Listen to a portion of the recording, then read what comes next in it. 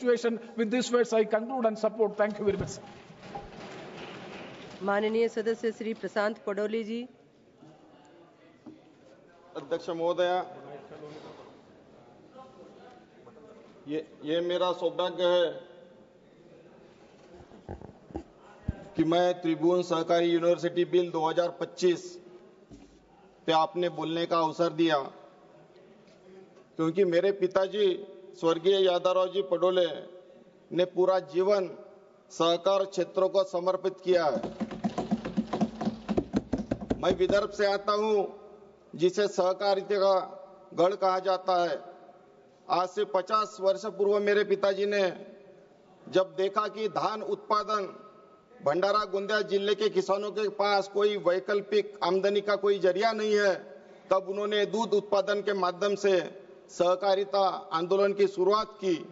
उन्होंने गरीब किसानों को सशक्त बनाया और सहकारिता के माध्यम से आर्थिक निर्भरता का मार्ग प्रशस्त किया।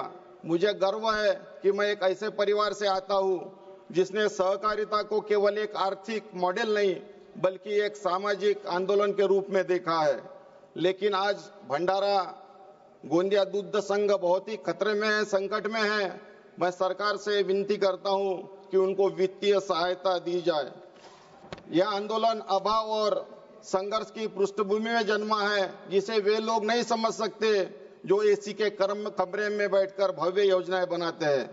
मेरे राज्य में सहकार कृषि समितियों के माध्यम से धान खरीदी होती है।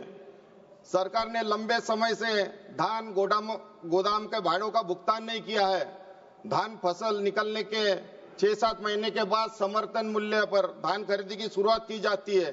धान की वजन में जो गिरावट होती है उसके लिए सिर्फ आधा प्रतिशत दिया जाता है। धान के ढुलाई के लिए सबसे कम दर सिर्फ मेरे राज्य में दिया जाता है। हमारी सहकारी संस्थाएं किसान मजदूरों की आवाज ही रह गई है, लेकिन सरकार उन्हें अपने कठपुतली बनाना चाहती है। सहकारिता का मतलब मिलकर काम करना है, किसी समान लक्ष्य के लिए कई लोगों और संस्थाओं का साथ देना है। देश भर में लगभग 5 लाख सहकारी समितियां सक्रिय है, जिनमें करोड़ों लोगों को रोजगार मिल रहा है।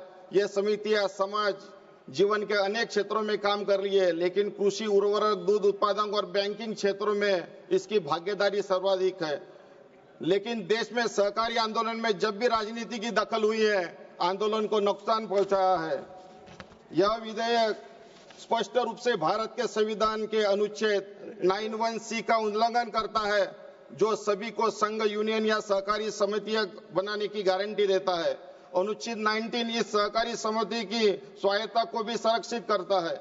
यह उल्लेख करना आवश्यक है कि राज्य के नीति के निर्देशक सिद्धांतों के अनुच्छेद 43B में यह कहा गया है, राज्य सहकारी समितियों के स्वैच्छिक गठन, स्वायत्त कामकाज, लोकतांत्रिक नियंत्रण और पेशेवर प्रबंधन को बढ़ावा देने का प्रयास करेगा और इस मामले में केंद्र सरकार एक स्वायत्त संस्थान के कामकाज को पूरी तरह से अपने हाथ में ले लेगी।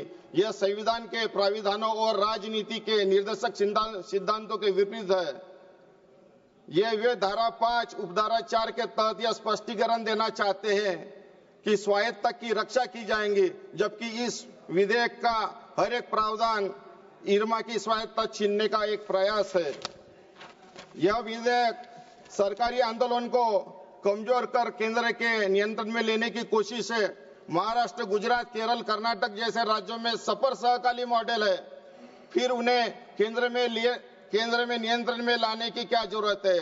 असली मंशा सहकारिता के नाम पे कारपोरेट्स और पूंजीपतियों को लाभ पहुंचाने की है। अगर सरकार वास्तव में सहकारी आंदोलन को मजबूत करना चाहती है तो सहकारी समितियों की चिंताओं को समझकर समाधान निकाले। पहले 3 काले कृषि कानून लाए गए, अब सहकारी आंदोलन को अपने फायदों के लिए इस्तेमाल किया जा रहा है।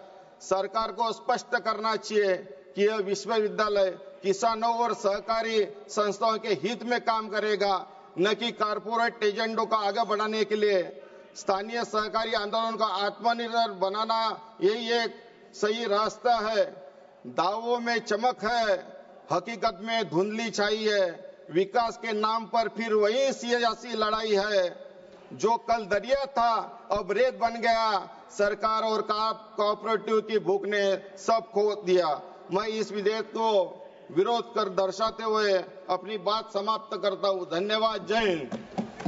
माननीय सदस्य